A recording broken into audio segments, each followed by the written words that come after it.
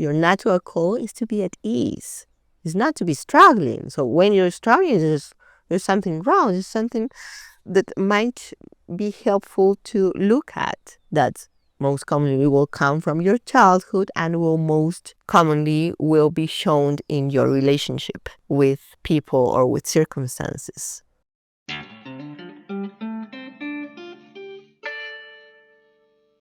Welcome to this episode of On Emergence. I am Laura, your host and a fellow human being. And today I have with me Milagros Casaverde, Yes. who is the guardian of a community here in Pisac, Peru, called the Sacred Valley Tribe, Yes. and the guardian of the plant medicine known as Ayahuasca. I'm very excited to have this conversation with you, Milagros. I know that you're flying soon in a few hours. I'm really grateful that you carved out the time in your schedule to talk about the plant medicine, the work that the plant medicine does, and the work that you do in this beautiful setting here in the Sacred Valley. I think it is very important to the work that you're doing and spreading the word and when it makes us human. Yeah, I really appreciate that you have come all the way here on the day that I'm living. I hope really that this conversation can open more perspectives with people that listen to you. I hope so too. It's definitely has shown me angles and perspective on my life that are useful, and I'm still integrating. I just had the ceremony a week ago. And how you ended up here, In Peru. like drinking ayahuasca? First time I drank ayahuasca was 8 years ago, and it was in the Netherlands. Actually, I just took sabbatical from a corporate job. I believe that ayahuasca gives you homework, and I feel like it took me 8 years to do that homework. It gives you the view, the glimpse into the whole wild world and what's beyond, to what already aligned with what I felt, how the world and universe operates. So I didn't really have any spiritual teaching to arrive to that model that, well, we die, we go we go home. Like the way I look at death is that we go home, and then that we're here to learn and to experience, to grow, and get a little bit closer to the oneness, get a little bit closer with every experience, every life that we're living. But something draw you to ayahuasca. Yes. I thought I wouldn't sit with her this time in Peru, but I felt that she would help look at things that are otherwise difficult to look at, like open me up, because I knew there was a thing that I consciously put aside because I didn't have the emotional bandwidth to deal with it. Yeah. And the first ceremony that I sat with you and Nacho and the February, that really helped. It gave me homework. I worked in it, and then that last ceremony that I sat, it's like it was really beautiful. Like because you're a different person in each moment, so the teachings are different always. So maybe it took you 7 years or whatever from the first time, but then you are changing. So we are all changing. So it is very beautiful, very, very interesting to say the least, on how the ayahuasca comes into your life in the present moment where you are at. Makes sense? Yeah. So if you are in a process, in a specific process, then the ayahuasca will come and deal with that in that moment. But tomorrow or yesterday, you were or you will be in another moment in your life, and the ayahuasca will show you something from that you have to realize in that specific moment. Yeah? Makes sense? I didn't know about this. I felt like it's more static. So technically you can sit with her every, like, however long. It's just, okay, this is relevant, I will look at it. Yeah, it is, because you're changing. It's a law of creation. Everything changes. So the effect is going to be different each time. Why? Because you are a different person each time. We're always changing. So the experience will also change. You know what the podcast is about, kind of? That we are all human, and what makes us human. Yes. Yeah? What does it take to be a human being? What does it take to make it? But that is why I was asking, where were you coming from?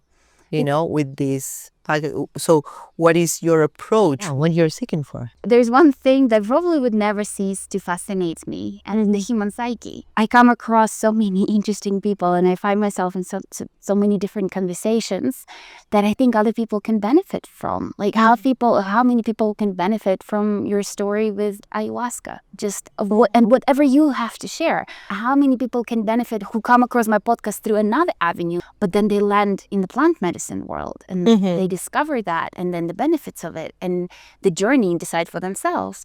So it's kind of like everything is welcome. Let's all be human together and sharing those stories. Of course. I like this image that I read somewhere that they're all fingers pointing to the moon. Different ways, different approaches to point to something superior, something different, something that enhances ourselves as human beings, and you can find your own approach. So it can be meditation, it can be breath work, it can be sports, it can be stillness, it can be plant medicine. So plant medicine is one more of the approaches that can get you to an enhanced state of being, because we have come to this reality to explore what is a human being is just feeling, different feelings and different explorations of your own being in different aspects, and not trying to cover certain aspects because they are not nice. It's like, yes, bring it all, as you're saying, yes, of sure. I am the light, I am beautiful, I'm bountiful. I have my shadow, and we all have that shadow. And the idea is to hold everything together, and that is what shadow work does in different aspects. And the ayahuasca is one more approach to that scenery. It helps you to bring that into your present moment. So it helps you to see you as a whole, because in our lives we have all these parts that we tend to avoid, to not see, to not look at, because we have been taught that they are not nice and we shouldn't show them around, but they're part of ourselves. So we are the bright and we are the darkness also. And when working with plant medicine, and especially with ayahuasca, is like taking a look into it all. And that is why we say in ceremony also that it is just a part of yourself that is being showed, and that is being a human being. Just like, okay, bring it. I'm accept yourself, acceptance of what is, of what you are as a whole person. Again, thus is one more finger pointing to the moon. I'm curious to learn about your experience with it, your journey with it, because you've been doing ceremonies for 24 years, I think? 24 years, yes. Yes, that's what you mentioned during the ceremony, and that's a long time. It's a long time, and actually, as I was telling you before, each time is different because you are a different person and we're changing always. And so your life is changing. So my life has changed so much in 24 years. From being single to being a mother to living in the city, coming from a business life, lawyer, going to the office, court, and things like that, to drinking ayahuasca, being married, and being in the presence of death in my life, being a parent, and then being a single mother. The ayahuasca has been from the very beginning of all these changes, 24 years in my life, and it has been a beautiful companion, almost like a friend, a dear friend that is always there reminding you and opening and connecting you. So it is not that I need to take it. I just love what it has brought into my life from the very start when I was 28 years old. It started a journey of self-discovery, of a different awareness in my life that was not present before. We're all a work in progress. It is not that, oh yes, I check, check, check.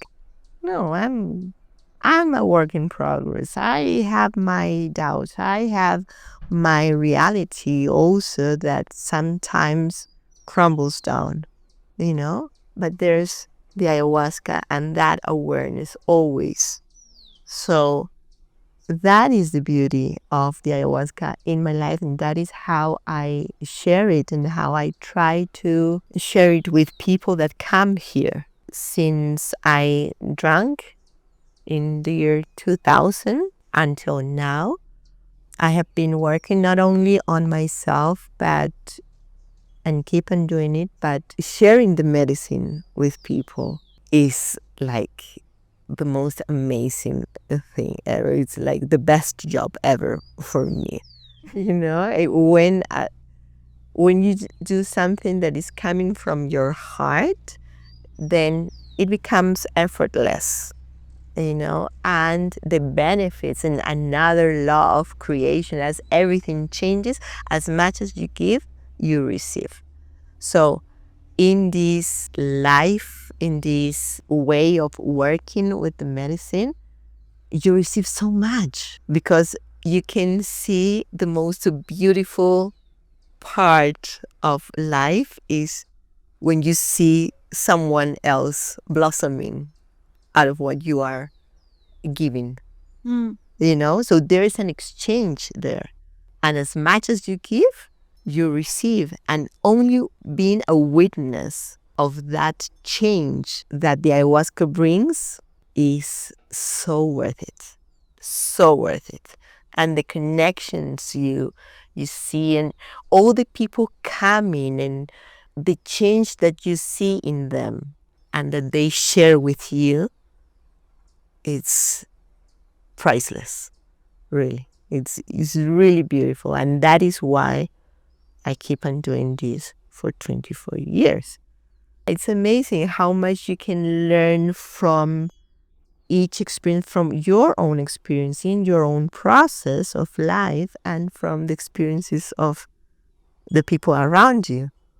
Because everyone that comes here comes with a different approach. Like, okay, this is not life. Life is something different. I want the moon. Yes, I've loved that expression that it's like all the fingers, many fingers pointing at the moon. We are all looking for that. Like deep inside, we want something different. We want something different. It's just the daily life and the daily routine. And if you are aware of the blessings that we all have around, it's beautiful. And even in the darkest moments, I share in ceremony, even in the darkest moments, there are so many things to be grateful for. To be in this reality and being a human being, I have not come here to suffer. I have come here to experience it all and learn. I really love the narrative that you share during the ceremony, before the ceremony, is that if you're struggling, if you need help, try to help yourself first. So I find this so, and like the whole setup of the temple, how well it's thought through, that you have the handrails, and that you can easily help yourself, and you invite people to take the ownership of their lives, take the ownership and realize actually they're not helpless.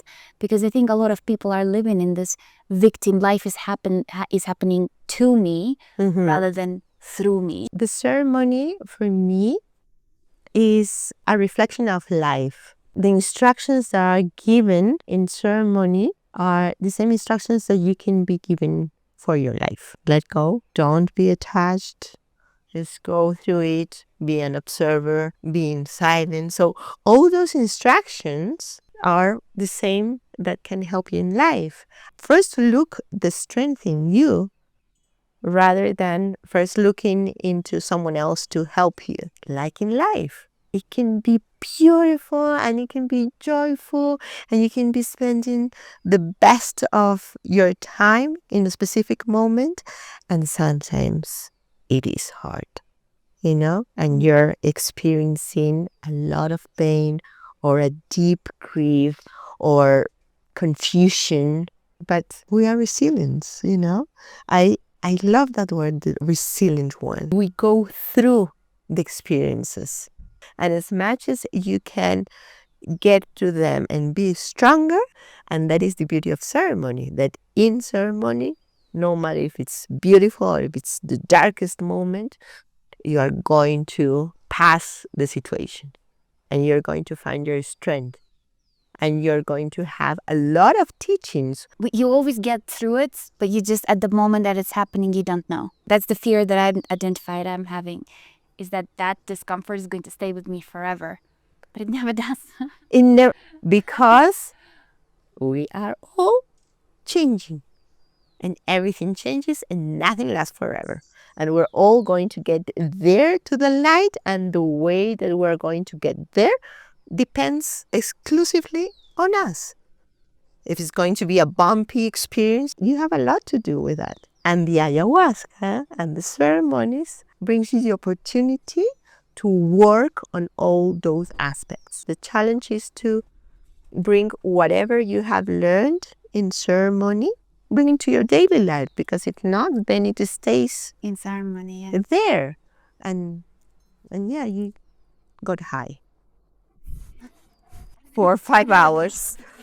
Or you had a bad, oh no, yes, I had a bad trip. No, it is not about that. It's about making the link in between your experience and your daily life. So make the phone call of that person that you thought about. It's actually, I've realized I spoke to quite a few people who sat with ayahuasca before, and it's really interesting. None of them would refer to that as like, oh, I had a bad trip and therefore I'm not gonna do it again. Like I've spoke to people that are like, I've taken acid and it was a bad trip and I've not touched it since, like it was bad experience. But all the people that I spoke to and have had a challenging experience on ayahuasca, they're like, oh, this is the learning. This has really shown me something. And it's really interesting. And I wonder why. Does it mean that there's a certain type of people that take it and they adopt this mindset of like, No, this is something I need to look at? It really depends on the person. But there's also the other people that get scared, but then they don't see the teaching in that fear. And the fear teaches you a lot also. And you're going to find people that says, oh no, Mother Ayahuasca told me that I need a rest. Or I really felt the message that, and it is okay as long as you really feel that okay, it is not my call right now. I don't feel the call of drinking ayahuasca. Okay, but maybe tomorrow or in 1 year or 2 years, I will feel the call. But not confuse that with fear, with any circumstance, with anything in life. I don't feel the call to go to Ecuador or to travel to some place right now. So you feel the call or not feel the call. But when you link that with fear, that is not healthy. Because there is a teaching, there's a lesson, there's something that is being shown when there is fear involved. How would you recommend one distinguishes between the call that it is not the time and fear?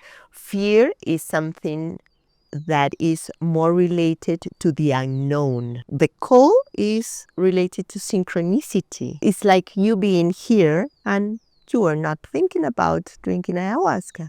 And maybe you heard about it and then someone talked about it, then searching the website, searching on the internet, and then, I feel the call. So you learn to follow the arrows, The fingers.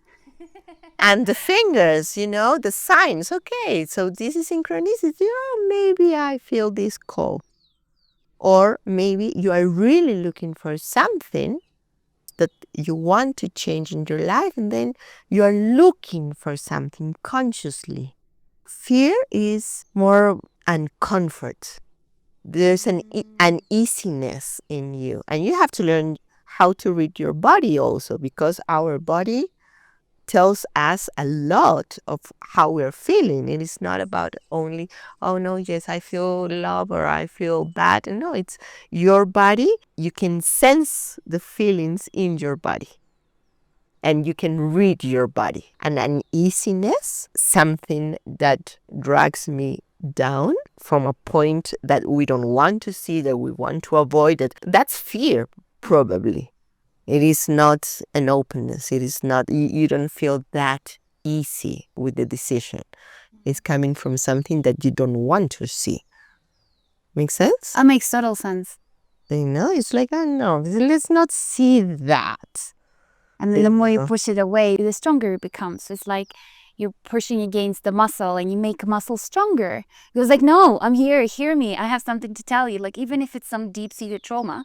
And it is going to show up in a different way, probably. In more subtle ways throughout your lives. And like childhood trauma gets resurfaced during ayahuasca journeys. And there's a lot of different stories that we hold that we try to not look at. And the ayahuasca is a ceremony that can bring those into surface. As we always say, the ayahuasca will not give you necessarily what you want, but what you need.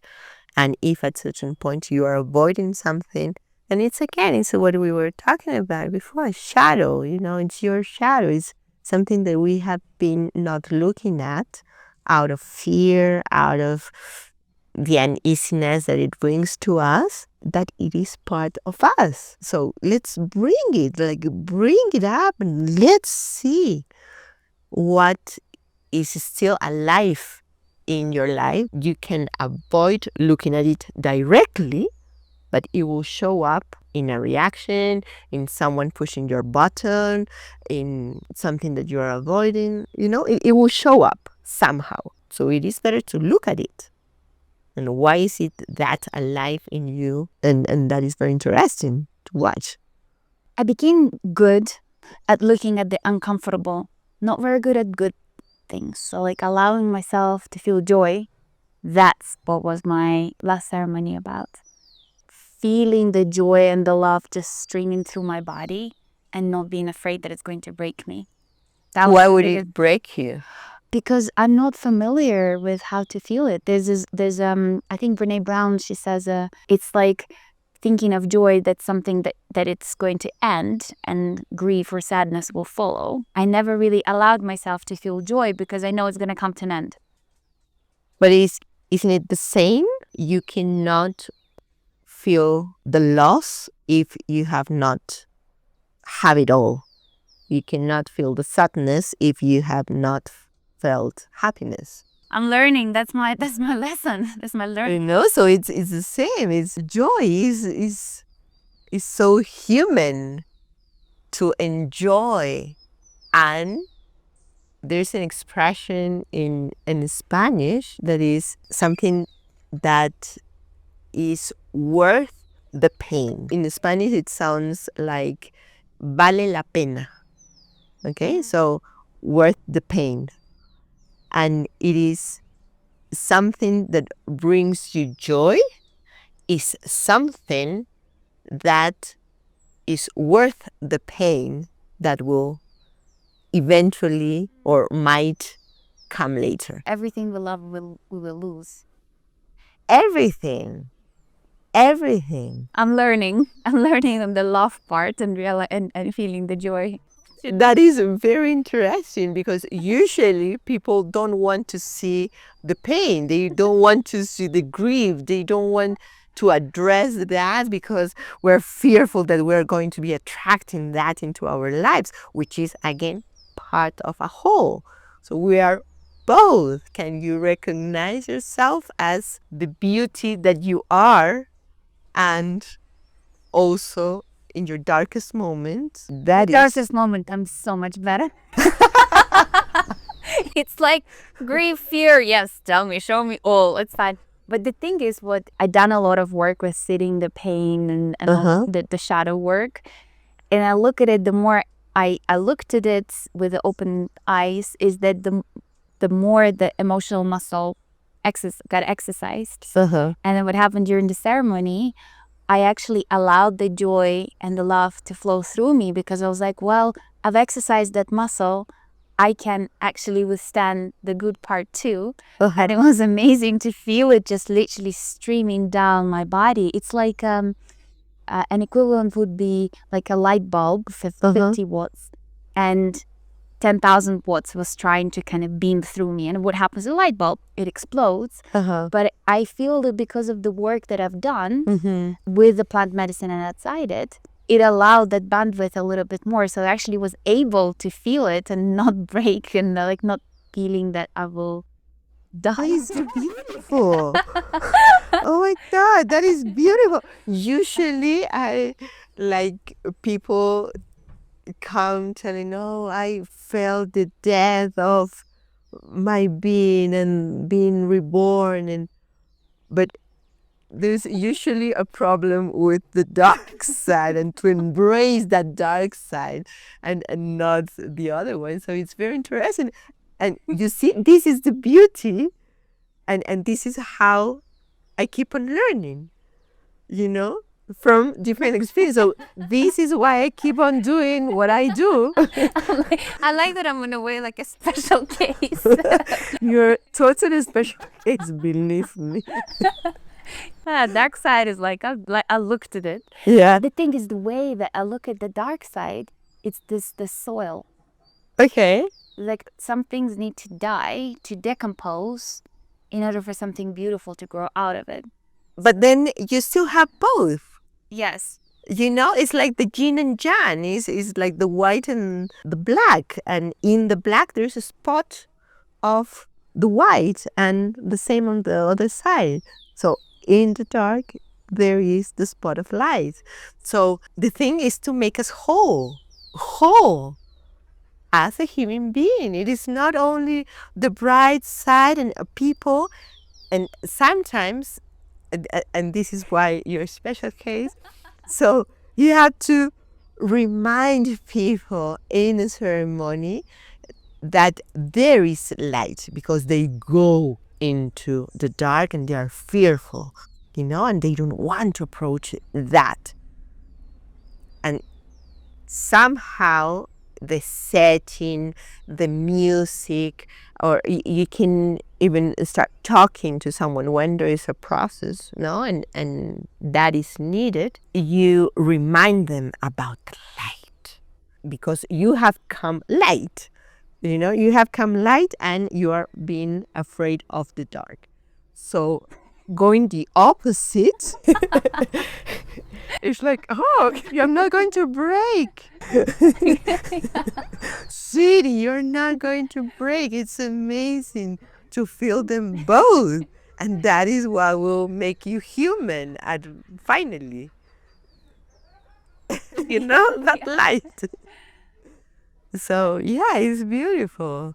If you have gone through shadow work, that is all what they talk about. It's all about that. It's about the wholeness. It's better be whole than good. You cannot see the one attribute if you do not experience the contrast. And whatever you have experienced, whatever you have worked in your life with, there are still parts of you that are kept in the dark, and you are not working with them. They are going to be shown outside with someone pushing your buttons, with a circumstance you cannot deal with. And that is what you were saying before. It's a messenger of something that you're not looking into. So if someone pisses you off, if someone carries an attribute in personality that pushes your button, it is not about them. It is about you. It's always about you. Always about you, with undealt businesses that you're not looking in you. So dismiss the messenger and just get into the message, okay? The most important part is what is in you that makes you react in different ways. For me, the ayahuasca helps you so much to be always an observer, always an observer of your life. Like you are in the play, but you are like in the seat, in the You see theater, the game. looking. That's what really came to me during the Yes. ceremony, is that I just saw, I was looking, I didn't have the visuals, but I just had the perception of seeing our planet, even like we're human beings, we're like these little creatures on the side of the rock, like trying to make sense of it all. But it's like, yeah, seeing it from the witness perspective, like it makes sense. At the same time, it doesn't, but it shouldn't. Like, Why it doesn't make sense? well, in like a very structured, rules-driven way, it only makes sense when you embrace the chaos. I think life only makes sense when you realize like there is none. There's, apart from the learning, like the experience of learning, if that is the mindset one has, that is the only way I found I can make sense of what's the point of living. What's the point of all the experiences we have? And we learn from them. We experience. Of course. The point of experience is to experience. So I just had this perspective of like, I picked this character, the character of Laura, to play in this life. And seeing it all from the witness perspective. And witness perspective, that's an interesting one, because who is the witness? Then it becomes a question, who is the witness? Like I did the yoga teacher training, and the school of thought I kind of follow is the Vedantic school of thought. So it is the kind of the oneness, and we are all the one being, one spirit. And that it's interesting that it's like another finger pointing to the moon. Ayahuasca shows you that actually it's almost felt like cheating because it is a shortcut. It can be a shortcut, but then you know where you can get. But it shows you, and it shows you that oneness, that expansion, that there are many different experiences that people go through in ayahuasca and that are common. And that is very interesting, because many people experience their own struggles or life, or they can see their lives and they can have their own teachings depending on their life story, okay? But there are common ones that many people relate. One is death. So many people experience death in ceremony. Like, I really thought that I was dying. Another one is rebirth. I was in the womb of my mother. I felt that I was being born. That is another one, common one. Another very common one is the oneness. The one that I felt that everything, that I was one with everything. Yeah, that is what you're telling me. Is like, yeah, that's a shortcut, because I got there and I felt you, and I felt that the trees were one and the universe, and I felt the oneness. I remember that is beautiful that you have experienced that. For me, the way I look at it is that I remembered, because I think most of my life I forget. And then in those moments I remember. And it's the moment of remembering that is this ultimate bliss and joy. And I think like sometimes there's the point of us forgetting, is that the moment of remembering is so joyful. It's like beautiful. That is worth it. Oh my God, this was worth forgetting. Wow. Yeah, I mean, it's a shortcut, and it's the moon, and the ayahuasca can get you there to experience that. And of course, like, forgetting is, they say there are two types of death, the physical death of the body that we're all going to go through, and the death of forgetting. It is sad that we forget. So try to keep alive whatever teachings you have in ceremony, in your life, in your practice, in your daily practice. Try to keep that alive, because it's going to die somehow. It's going to fade away. The experience of ayahuasca itself is going to fade away. Yeah, I wouldn't want to rely on the plant medicine only as a way, because the point, I feel, is that to keep remembering and to live your life from the point of oneness.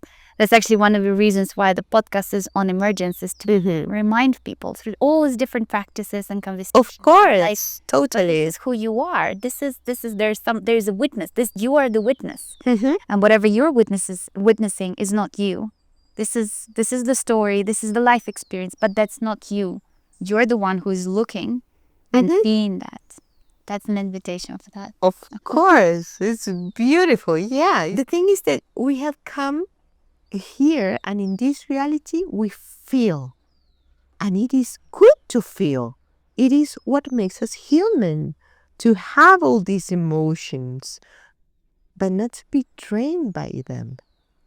So there's a difference in between feeling of, oh yes, I feel sad and I feel joyful and I feel like crying or whatever. The thing is not to put down those feelings, because you're human. You're going to feel. You're going to feel pain. You're going to feel joy. You're going to feel jealousy. You're going to feel all of them. But the thing is not to be drained by those feelings, not to be attached that it doesn't make you move forward. So witness it. Oh, okay, I'm feeling this. So you're a little bit detached from that. So there's a balance in between feeling and getting to be the feeling itself. Being in the place like, oh no, this is terrible. I am going to drown here and that's it. And, okay. There's a certain amount of detachment of, I see that person that is suffering, that is experiencing these feelings, but that is not me. That is a part of me, but it is not who I am. Ultimately, I am not that. I am the witness. I have a question. Yes. What would you say the common pointer that people follow that brings them to ayahuasca? What is it like? Is there some common themes of people dealing with certain aspects of themselves that brings them to ceremony, to sitting with ayahuasca? From my experience with ceremonies and with people, mostly comes from childhood. Our childhood traumas, our childhood set of beliefs that we have been growing with, that we drag in our lives. We have those experiences that somehow in our adult lives, we tend to look back and say, oh, okay, I really want to deal with it. I really want to experience something more than just plain business person and earning money and just summing up my properties. Looking into really myself, in really my personality, my relationships. I think like deep inside ourselves, we all know that in our relationships is where we get a lot of healing. And when that is not working so well, we deep inside know that we have to fix that. And that usually comes from unseen or things that we have not dealt with in our personality. Makes sense? So there is a line. So there's like a calling that people feel. There is something inside the human being that wants to be whole, that wants to be happy, that looks for whatever finger to be that, to be plenty. And then is where you start looking for different ways to get into that easiness that is your natural call. Your natural call is to be at ease. It's not to be struggling. So when you're struggling, there's something wrong. There's something that might be helpful to look at. That most commonly will come from your childhood and will most commonly will be shown in your relationship with people or with circumstances. a whole thing. And ayahuasca, when I first started drinking, it was not that well known. It was secrecy. Still, it was in the jungle only. You have to be very careful who you are going to drink with, because you're going to be in an altered state of mind and you're going to be more vulnerable. So be careful, and so it was something that it was not so much available also. And now, 24 years later, it is more there. You have more information, there's more people talking about it, there's different people that are working with ayahuasca, with addictions, with depression. The word has spread. That was actually going to be my question, is like, have you observed the dynamic of people, the amount of people that come, the kind of the awareness that ayahuasca is one of the tools as it's available. And it's beautiful to hear that, yes, actually it is becoming more widely available. People learn from it. And yes, but always when listening to ayahuasca, if you listen about the work or the effects that ayahuasca has, then that's completely different than what it brings to a personal level. Okay, so many people hold on to what they heard of one specific person experience, and that is only that specific person experience. It is not the whole. It is not the broader perspective, because one only person experience is their experience. You can have visions or not visions. You can purge, you cannot purge. That is your experience. It doesn't have to be my experience, because we are different, and because your experience of at a different time. at a different time, the whole thing. But yeah, lately it is available in many places, and it is the same medicine, as long as it is held in respect and with this opening and with this approach, then it really opens up beautifully with a lot of love and understanding. One more tool that is brought from the earth, and it's amazing. It is coming from Mother Earth. It brings awareness to humankind, and it's coming from the mother. It's not a synthetic thing, it's not chemical, it's directly from the earth, which is also something very beautiful and something that you can feel when drinking the medicine. It even has like an earthy taste, no? I felt during the ceremony, I became acutely aware that it's a tree, it's a plant. Yeah. An experience in my reality. It's a vine, not a tree. It's a vine, yes. I've actually forgot the word. It's a vine. Mm-hmm. And the way that, it has roots, it grows in multiple directions, it experiences, like trees have, I've heard somewhere, like more than 50 different senses that human being doesn't have. It's just, it chose to be static, to grow in one spot, and therefore it kind of forgone those qualities of being able to move as easily as a human being from one spot to another, but developed other feelings and other sensations. And that's what I've observed. At some point I could feel the air. I could actually feel the air, not on my skin. It was just like, it was everything. It's feeling everything at the same time. And I was thinking, I was like, oh wow, this is what a plant feels like. This is what it's like to be because you take the plant and you become one with that plant. Being a vine, also, it's a vine that grows in between the trees, So it's also linked. So that there is a beauty also there. I really like the resemblance from plants and the medicines that come from those plants. It's like the bobinsana that it grows by the river. So it is said that it brings the flow in your life. you know, or the Chihuahua that is one of the highest, tallest trees in the forest, and it gives you perspective, Oh, wow. you know. And the vine, the ayahuasca, is the one that links everything. So it's beautiful also to see like that, no? Like how it's another relationship with nature also. That's beautiful. Like the tree giving you first. Yeah. I mean, of course, I've heard about dieta and staying in the jungle, and that would be an experience. And at some point in my life, it will come across my way. Not this journey. But I'm conscious of the time. You What need to time go. is It's it? 9:40, so you need to go. Yeah.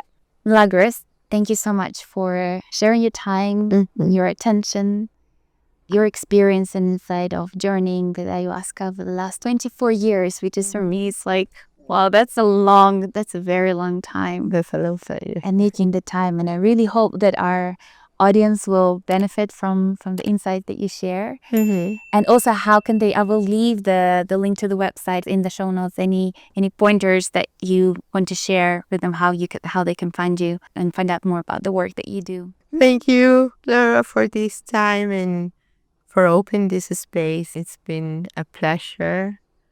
There's so much and so many topics. It's about life itself.